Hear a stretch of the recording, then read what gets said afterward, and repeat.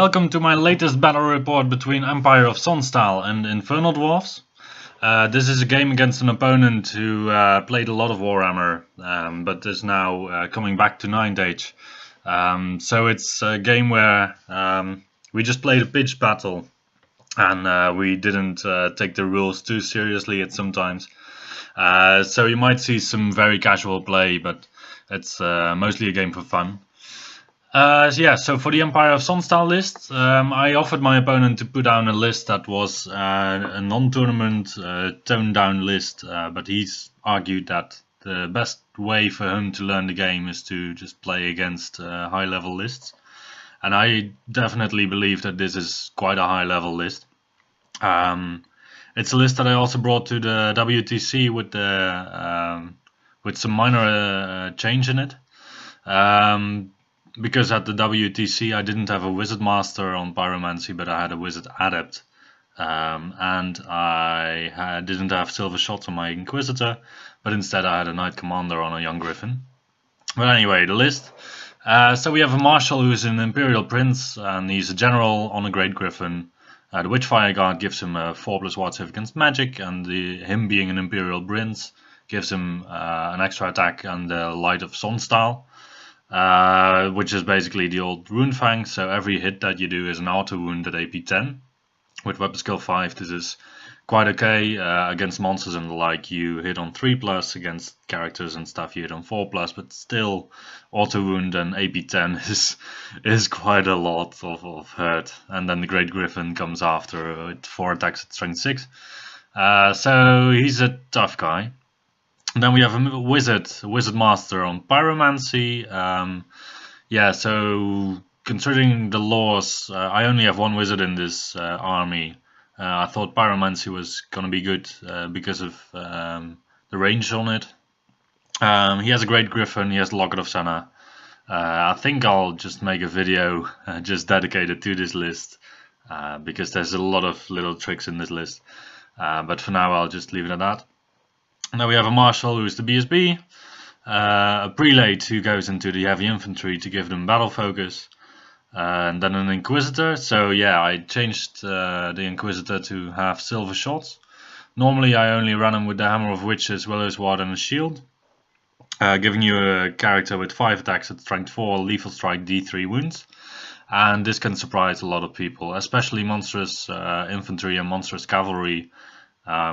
And then especially the ones with a good armor save, that you can completely blast through them if you roll well, that is. And if you roll badly, then well, maybe next round you'll be able to pull it off, because you're going to be in the steadfast block. You're not going to go anywhere probably, and you still have a toughness 4 character with a 2+ armor save on a small base. So you might, well, the chances are high that you will stick around for a round, and also the priorities of your enemy might just be on your infantry. Then for the rest of the list we have quite a lot of infantry, some Imperial Rangers, some Riders with repeater guns. I actually prefer those over the pistols, and the Mortar and the Steam Tank, and that's the list. Then for the Infernal Dwarfs, it's a list that my opponent put together and based on the models that he has. Probably it's a list that can still be optimized quite a bit. I'm not an Infernal Dwarf player myself, so if you happen to know the Infernal Dwarfs and have any comments on the lists, then please let me know. The only thing I could come up with is that normally when I play against Infernal Dwarfs, they always have a Wizard Master and a Battle Standard Bearer with the icon of the Inferno, I believe. So that every spell you cast within 12 inches of this guy, you get a blaze from the Vizier. But well, looking at the list, I thought it was a very nicely well-rounded list, with all the pieces that you need in an army basically, and also some hard-hitting pieces. I always love the Goblin Bolt Throwers because they're so easy, so cheap. And you can just throw them in the back and not worry about it yourself, whilst your opponent is going to worry about it a lot. And then he has 2 units of Kadim Incarnates. These guys fly, they are frenzied, they have 3 attacks with battle focus, strength 5, toughness 5, 5+ ward save. They are tough, they are really tough. Then for the spells, this is going to be the only game I'll ever play, I guess, where I have more Pyromancy spells against an Infernal Dwarf player. So here you can see my spells. It's the top row, and the No Down Enemy is for the Wizard Master. The blessings are, of course, for the Prelate, and then the spells of my opponent, as he only has a Wizard Adept, he just was able to take Molten Copper and Haze of Magnesia. Then let's get into it. So as you can see, we started obviously with deployment. We don't have any secondary objective this time. We are just playing an old-fashioned pitched battle. And I see by this point, it's only after recording, I should just pay more attention to this, to the pointing of the camera. I'm going to mount it still a bit higher up to take a full view of the entire board. But as you can see now, the deployment of my Infernal Dwarf opponent is a little bit less visible. Yeah, so I got to deploy first unit, so I drop down some Riders. And well, they are Vanguard, they can still go anywhere. And yeah, the Vanguard bit on the Riders is quite interesting because they have 24 inches of shooting range, and they have 15 shots when they're undamaged. So you can Vanguard actually up, and then after first turn, not having moved during your movement step, and just shoot at the enemy whilst he's within your 24 inches of range. So it's mainly for this first volley that you're able to do that I prefer these Riders with repeater guns over Riders with repeater pistols. The other thing is that you, with the repeater pistols, you have to be very close to the enemy, and I often find myself not wanting to be that close, really. So the rest of my deployment so far, I put back all in the back the mortar. I put some crossbowmen down. Crossbowmen are also for me just some filling element during deployment. I don't really mind if they end up not contributing to the battle at all. They're just there to pick off 1 or 2 wounds at the right time to induce a panic test normally. And then for my opponent so far, what you can see is that he put his Goblin Wolf Riders to the south of the buildings, and then he put his Infernal Dwarfs, Infernal Warriors with great weapons to the left of the hill. He put some Candim Incarnates to the right of the hill, and yeah, I think it's also quite a basic setup for him.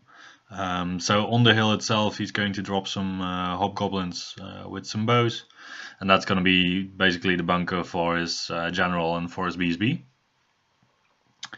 Yeah, so the placement of the dwarf warriors here, I think it's good placement because he is from the right, kind of shielded by the hill if he wants me to aggressively advance. And he can still move around to the center of the board to encounter anything if I were to fully focus on the right side of the board.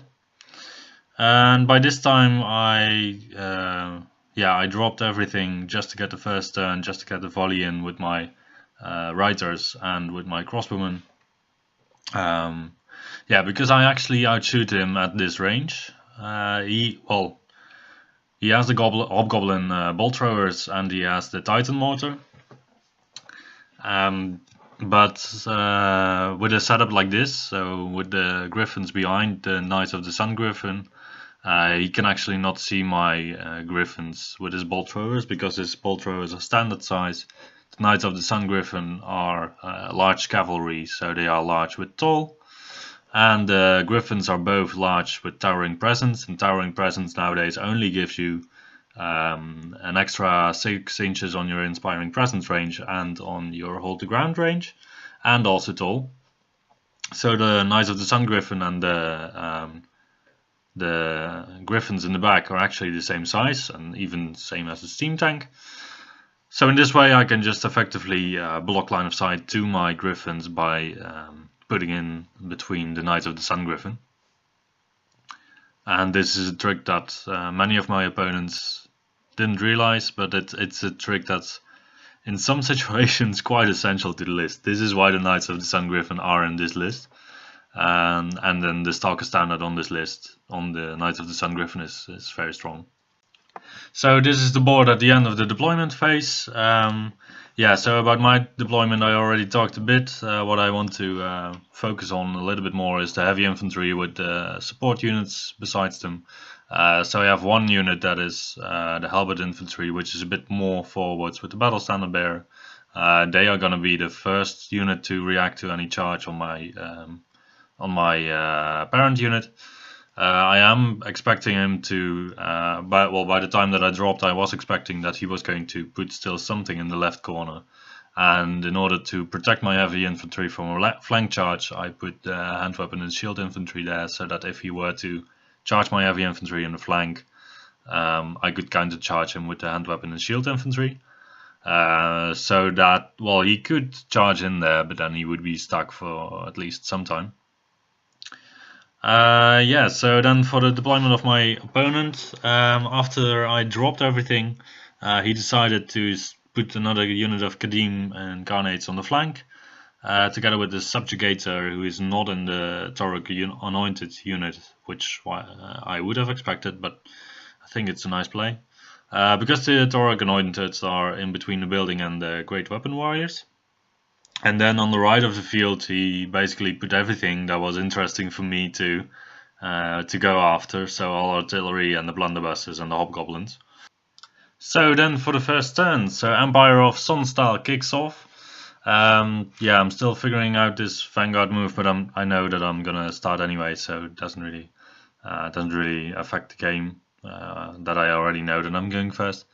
So we start off with some orders on the crossbowmen. This is what I usually do in this list. First turn, just give them both an accurate order because all your enemies are at long range. So I don't really need any minimized leadership or fight an extra rank or any very aggressive moves often, or at least against most opponents. But against the gun line, I might be inclined to go for a march order on 2 infantry blocks to just move them up 12 inches. First turn, that yeah, could also be interesting. I forget to move the steam tank at the start of the game, so we still do it. Yeah, had it been a tournament, then most opponents would still have allowed you probably, but otherwise, it would just have sat there and not gotten a movement penalty for shooting. It's also fine. Yeah, the wizard tries to get in range for some of his spells, and he's actually hiding behind the steam tank now, because the bolt throwers are well close to the pool of dice that my opponent has, the blue dice, a bit more towards the board edge, so I could shield him from at least one of the bolt throwers. Bolt throwers are good at sniping stuff, but in contrast to cannons, they actually suffer from hard cover. And in this case, even if he were to just touch a little bit of my base with the line of sight of his bolt thrower, he would suffer from hard cover. Long range hard cover is 7s to hit for a hobgoblin bolt thrower. So I'm pretty safe over there. He would most likely rather shoot at anything else than a bolt thrower, and then my mage here. We go to magic. I cast some pyromancy spells. I managed to cast some, I fail some. But I don't really know anymore what they do this round. I believe in the end, combined from the magic and the shooting of the riders, I managed to take already one of the bolt throwers off the board, which is obviously a huge win for me in the sense that it frees up the board a bit more. And yeah, what else do I do in my first turn? Yeah, with my advance, I tried to lure out the charges of the Kadim Incarnates. My opponent put him, well, just in his deployment zone, and so on the left with the Rangers, I advanced so far up that I was within 14 inches of them, I believe, because that's their threat range. And then the other I couldn't really frenzy bait, except for with my pieces that I want to shoot with, or the wizard, and I don't want to use my wizard as a bait kind of model. Yeah, so when I did that move, my opponent actually was a bit surprised that I did this because he didn't realize they were frenzied.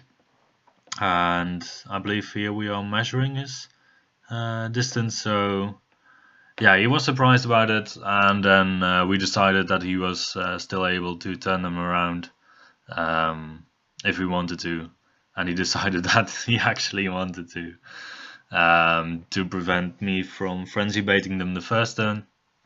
Well, obviously it makes a big difference in your list if you expect the hard-hitting pieces of your list not to be frenzy and very independent, and then they turn out to be actually frenzied. Yeah, so that's the end of my turn. Then it's for his turn. Yeah, he's going to advance a little bit.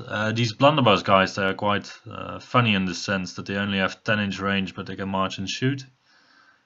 Yeah, I don't really know how this unit is meant to work. They have a 19-inch threat range basically, and they can shoot quite hard probably. But going there for 19 inches also means that your shooting unit is out there, and yeah, it's gonna suffer because it's a unit that you pay combined costs for the shooting and for the close combat. So most of these units that combine these two roles are generally in a list that is well played by someone overspending some of their potential. Because if you take crossbowmen that can't fight in combat and you just shoot with them the entire game, then you're not paying for their combat potential, so you don't waste any of your points on their combat potential. And the similar way around, if you buy a model that has a ranged attack and you don't use it the entire game, you're wasting kind of your points on the ranged potential of this guy. Yeah, so he is advancing. He's trying to clamp me up a bit, and yeah, basically his entire army on the left is trying to surround my infantry. Yeah, we'll go to my turn later to see how I handle this situation. Yeah, so in terms of line of sight, the Kadims on the left are facing towards me, but the Kadims on the right are actually facing towards his own board edge, just so that I cannot frenzy bait them with my chaffing pieces the next round, because I could move pieces up or away from them to make sure that they can't charge the target that they would like to charge. And then for his magic is quite ineffective, I believe. And then at the end of the turn, he goes to shooting, and his mortar misses, I believe. His ballista doesn't do any damage, or maybe does one wound. Here's a wound on the steam tank. And then at the end of the shooting phase, his hobgoblins on the right still shoot at my Reiters, and well, my Reiters are not very happy about that. They suffer 4 losses, but my general is within 18 inches, which is also why he's on the Griffin. Within 18 inches, so at leadership 9 I managed to pass the panic test for this guy. And then, yeah, after that I believe we go over to my turn. So yeah, this is a bit of a weird setup for me, because I hadn't expected my opponent to be this aggressive, and the 2 goblin heroes he has are still hiding behind his hill at this moment, so he can't really use them as chaffing pieces right now. So I expect him to come at me, come at my infantry, and try and charge and break through.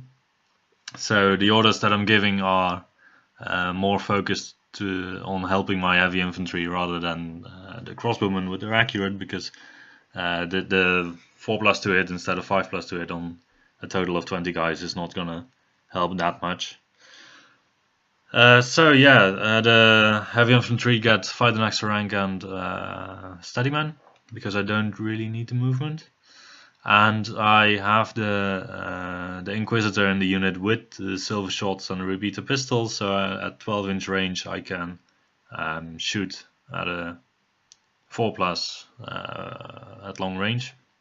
With 3 shots, reroll to wound with lethal strike and D3 wounds on the shots. Which is, yeah, it sounds very scary, But I realized only after I built the list and after I played the list that you're actually not allowed to march and shoot with a pistol nowadays, unless you're light troops, which the Inquisitor on foot is not. It's only if he takes a horse that he becomes light-footed. But yeah, in a combat block like the heavy infantry, he's not able to march and shoot, which limits the potential of the weapon. But I'm not really certain whether I like the upgrade or I don't like it yet. Because for only 100 points you break the stalemate that I often, that I have encountered multiple times now with Empire. You just walk in front of another combat unit and you're staring off each other, just waiting for the turn where your buffs are gonna be better than your opponent's probably, or the turn where you actually have to move through. Whilst if you have a shooting weapon in there that normally hits on a 3+ with 3 shots, reroll to wound at strength 4 with D3 wounds lethal strike, that can really break the stalemate. Something like a Plague Pendulum might even be concerned about it, because you can still put a hit on it and you only have a 5 to wound, I believe. Well, ideally the 6 to wound, because of the lethal strike.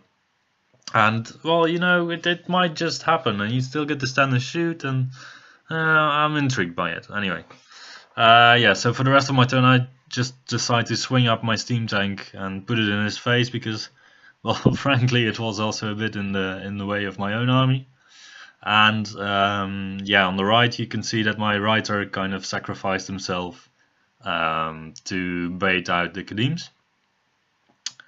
And I don't know what. Here on the left it's his turn. He's declaring a charge with his Kadims on my light infantry, and my light infantry decides to flee. They only flee 4 inches, I believe. So that was not a very high roll. And then the Wolf Riders, behind the Kadims, they decide to charge my Rangers. They also flee. They only flee like 5 inches.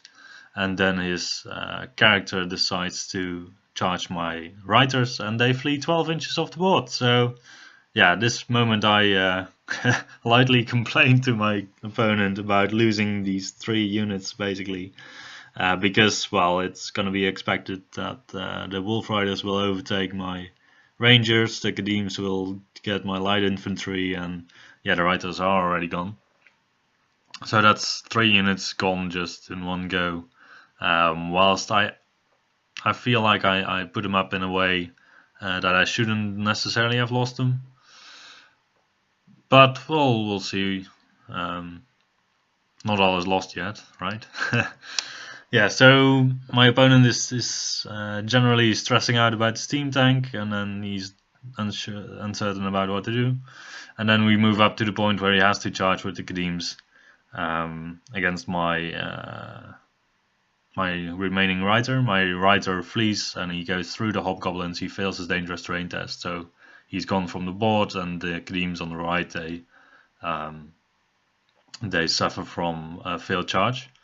So actually I should have, in this instance, put Knights of the Sun Griffin further up, because I was going to bait the Kadims into a failed charge. And then if I had already been at the line basically where the blue dice are on the right, then I would have had a very nice rear charge the following turn. That's a mistake on my part. So the Kadims on the left, they catch up with the light infantry, with the heavy infantry, sorry, the support unit. And the other 2, the Wolf Riders, they manage to catch up with my Rangers, and his character has a failed charge. Then he moves his blunderbusses to a point where he can shoot on the steam tank, and the great weapon guys and the Torek, they can't really move up yet because of the heavy infantry block on my side.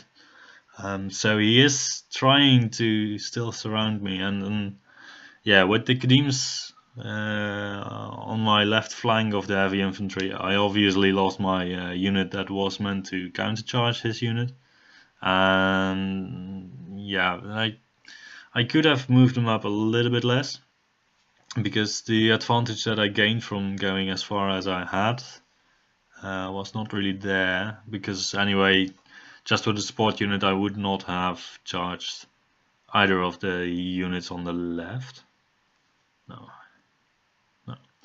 So I shouldn't have moved it up thus far, but on the other hand, just baiting out his charge was also not too bad. So yeah, I think it might have been a good move after all to move up the heavy infantry, because otherwise you get this stalemate that I'm talking about, where neither of the armies really want to advance, and it comes down to your ranged output. And yeah, I have pyromancy against an army that has ward saves all over against pyromancy. So yeah, in this case, if I had not put up the light infantry, or the heavy infantry, I keep confusing these support units and the parent units. So yeah, if I hadn't put up the heavy infantry and did not have the silver shot Inquisitor in the list, this would have been a definite stalemate, and we could just have stared against each other. So yeah, this might be still me getting used to the silver shots guy, because with this silver shots guy I can actually break up this stalemate in the scenario like this. Because yeah, shooting at these Torag Anointed, for example, oh my god, every single turn probably 2 hits, 1 wound, D3 wounds on your unit, that's nasty. Yeah, so for the rest of his turn, his shooting is quite ineffective, I believe. And then for my turn, I dish out some orders, brace for impact twice, so that's a fight an extra rank. And general on Griffin with the Light of Sunstyle goes into the Kadim Incarnates, and heavy infantry just push forward, because I can take the charge and counter charge with my support units of halberds against his any of his blocks that charge me, and then I might just win the combat, or alternatively be stat fast and grind them out on the later turn, because I will probably keep my I will keep my prelate and my Inquisitor. Most likely the BSB will also still survive, hopefully. And then yeah, the attacks that I do to his units are going to be more influential than the attacks that he does to my unit. Yeah, the steam tank goes into the blunderbuss infantry. Knights of the Sun Griffin, they try to charge the rear of the Kadims, but as I said before, I should have moved them up already way further, so that I could have made the charge there. And then we go to magic. We have a couple of magic phases that go a bit slow because of me casting Scorching Salvo, and it hits every single unit within 24 inches of the mage of my opponent. And yeah, I never considered it before I made a Wizard Master out of this Great Griffin guy. But it's a very devastating spell. Oh my god, D3+1 hits on every single unit within 24 inches of such a piece that is still quite resilient to damage because of the resilience 5 and 4 wounds. Yeah, that's a lot. And then, well, still the blaze to just pick off something. So what I saw this game already is that just low hit point pieces or low defense pieces like war machines and light infantry, light cavalry, they suffer really a lot from Scorching Salvo, especially because you can just see what kind of damage you do where, and then afterwards you can put the blaze on the target that you want to put a bit of more attention on. Yeah, after magic we go to combat, and my general on a Griffin actually does a very good job. So what he does is he completely wrecks the Kadim Incarnate. So the rider has 4 attacks. He hits twice or 3 times, I believe. Auto wound, and he fails his ward save quite unfortunately. Then the Griffin decides also attacks. He hits 3 times, also makes 3 wounds. So I do 6 wounds in total, which is a high value for this character. And then the return attacks only do 1 wound to him. I win by 6, and the unit is gone. Yeah, I win by 6. Yeah. Then we go to his turn. So he decides to chaff up my big block with a little doggy. And this is also a point where, once again, I forgot, by the way, by this entire battle, my shots, I believe, of my Inquisitor, but yeah, that would have been good to just remember. Yeah, so he moves up his Toric Subjugator on the left to threaten the flank of my heavy infantry, but I'm not really concerned about that, because either I have my general who can deal with him, or I can just allow him to charge my heavy infantry and challenge him out with my Inquisitor. I think I would choose the Inquisitor, just because I have a Potion of Swiftness and 5 attacks, reroll to hit, possibly reroll to wound from the Predate. And every 6 is a lethal strike, D3 wounds, so I'm not really concerned about that, His Kadim's on the right, this is what happens if you make a mistake, like not putting your Knights of the Sun Griffin close enough to the Kadims when you make them fail a charge. So they go behind me. I actually didn't have to go as far forward as I did with the Knights of the Sun Griffin. So yeah, the right flank, I completely messed up this game. I feel I could have played it in a much more elegant way. That is to say. Then the steam tank just happily grinds further on Infernal Dwarves. The dwarves are trying to bash it into smithereens, but well, the steam tank doesn't really care, because the dwarves only have strength 4, AP 1, so that's to a steam tank the same thing as having strength 3 attacks with AP 0, because you wound me on 6s and I have a 2+ armor save left anyway. So yeah, in a steam tank's mind, dwarves and goblins are just alike, really, which is a funny thing to say. Then for my turn, I put in the heavy infantry into the little goblin character, and the Knights of the Sun Griffin take a charge against the hobgoblins on the right. The general goes into the Toric Subjugator, because I was just curious to see what was going to happen if I did it.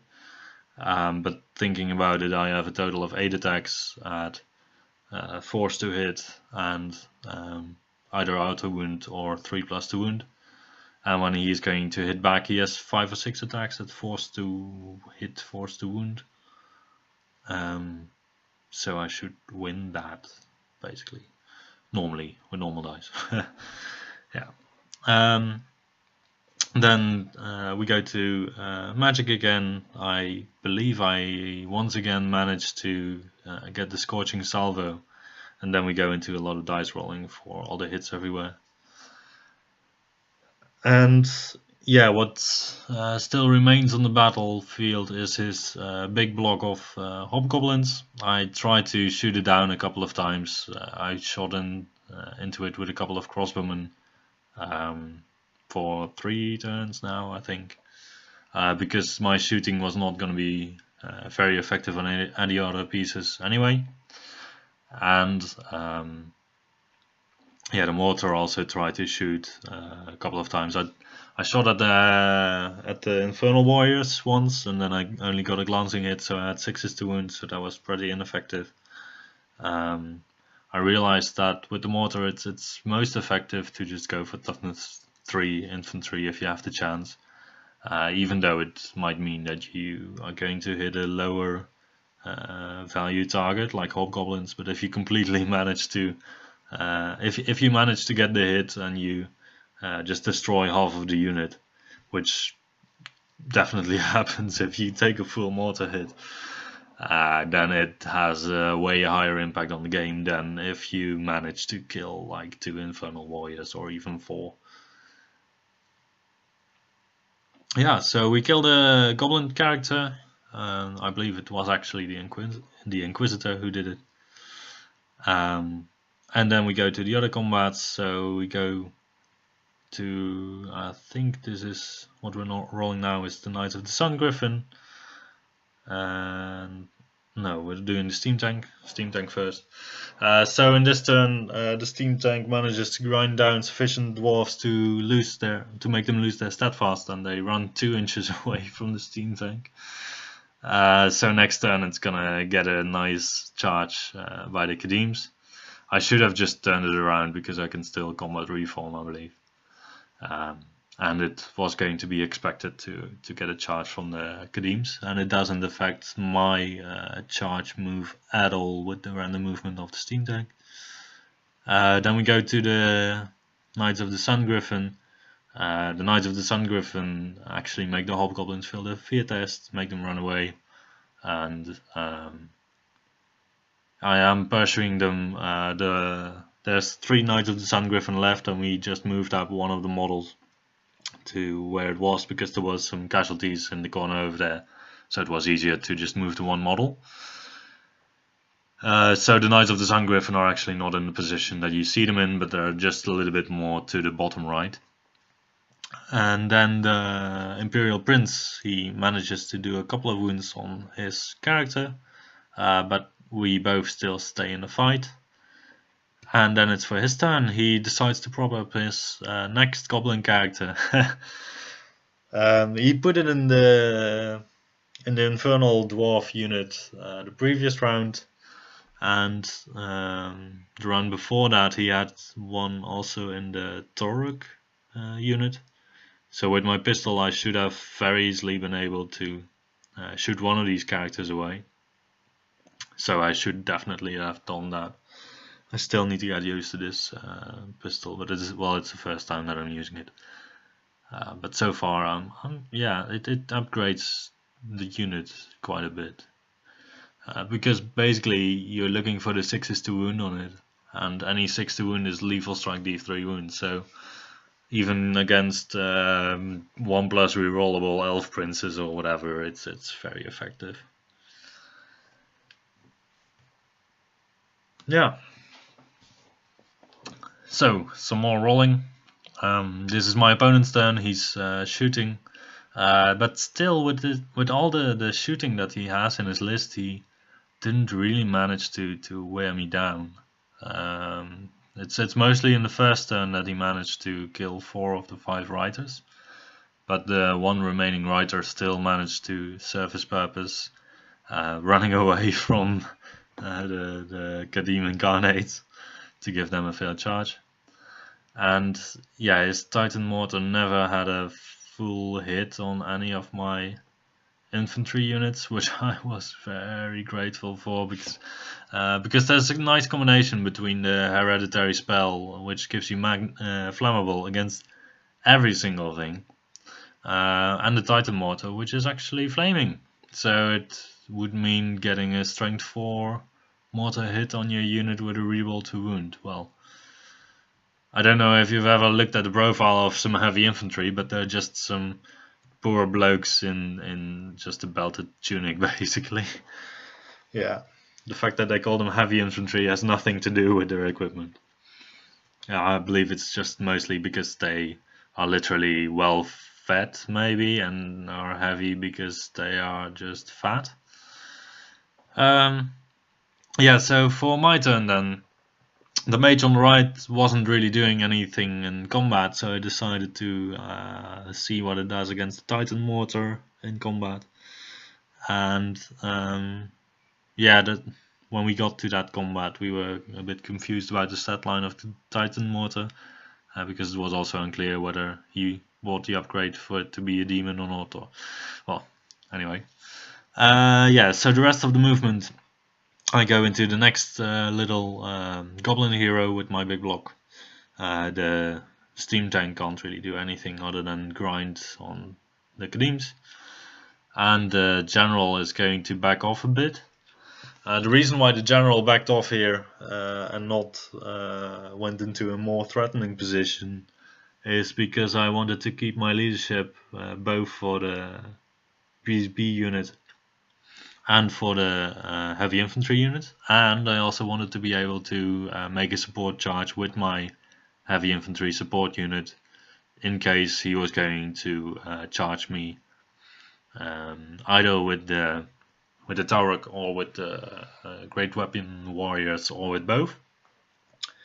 And the only way in which you can prevent Empire units from making a counter charge is by charging them yourself. Now the Dwarf Warriors can't reasonably charge the heavy infantry support unit in this case because of the distance. But there's the Wolf Riders on the top left. They actually made it towards my lines and they're still there. I had to block those because if he was able to charge my support unit in the rear, I would still probably have won the combat, but during his charge move, his charge phase, I would not have been able to counter charge with the unit, and that's what it was about for me. Unfortunately, this is where the runtime on the camera actually stopped. So I would have had to restart it again, but this is nearly the end of the game. We only managed to play 5 turns because of a bit of a slower pace of play. It was already getting quite late. So for the rest of the game, not a lot happened really. Basically, we went into his last turn to make it equal turns. He didn't go for the heavy infantry block with the support unit, and I think it's the right call because he would have gotten completely obliterated. If you don't believe me, we can put the matchup on table once. And then for the steam tank, he actually managed to kill the steam tank in the end, but the mage on the Griffin took down the mortar, and the Knights of the Sun Griffin were also still there. Even though in the last round they were magicked down a little bit with a molten copper on their face. So in the end result is a win for the Empire. We didn't play with any secondary objectives, so it only came to a 12-8 win for the Empire. Had we played another turn, I believe I would have had the chance to charge either of his combat units, and I should have played it better in the sense that, yeah, had I just gunned out one of these characters a bit earlier in the game, possibly even with the mortar, just putting the one hit on the goblin character, I would have saved myself 1 turn of chaffing and would have gotten into him earlier. So I could have played it better, but well, my opponent just getting back into the game, I didn't really feel too bad about a 12-8 victory instead of just a crushing defeat or crushing defeat of me, obviously. So that's the game for today. So thank you for watching, and hopefully see you the next time.